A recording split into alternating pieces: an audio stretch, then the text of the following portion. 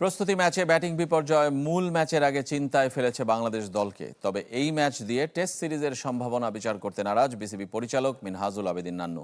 যদিও এটাকে সতর্কতা হিসেবেই দেখছেন তিনি। ৫৪ রানে অল আউট প্রস্তুতি ম্যাচ হলেও অস্ট্রেলিয়ার মাটিতে চিন্তার কারণ বাংলাদেশের ব্যাটিং। বাউন্সি কন্ডিশনে মানিয়ে নিতে না পারাই কি টাইগার ব্যাটারদের অস্বস্তির মূল কারণ? সাবেক অধিনায়ক মিনহাজুল আবেদিন নান্নুর চোখেও সমস্যাটা সেখানেই।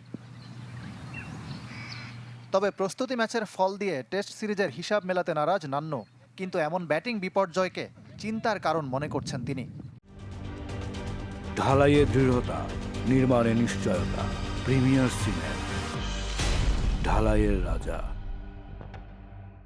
এটাও একটা অ্যালার্ম, কারণ 54 অল আউট হয়ে যাওয়া, সামনের দিকে দেখা উচিত। আগামী টেস্ট ম্যাচের আরও কয়েকদিন অনুশীলনের একটা সুযোগ পাবে, কন্ডিশনের সাথে ইউজ হতে পারবে এবং যত তাড়াতাড়ি নিজেদের যে মিস্টেকগুলি করেছে এই ম্যাচটায়।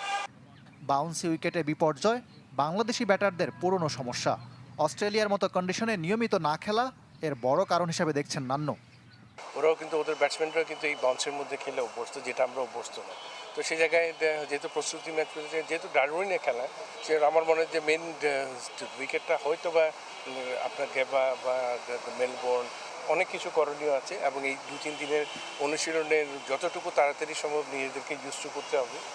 বড় দলগুলো নিয়মিত অস্ট্রেলিয়ায় খেললেও বাংলাদেশের অপেক্ষা করতে হয় বছরের পর বছর। তাই এবারে সিরিজকে প্রমাণের মঞ্চ হিসেবে দেখছেন নান্নু।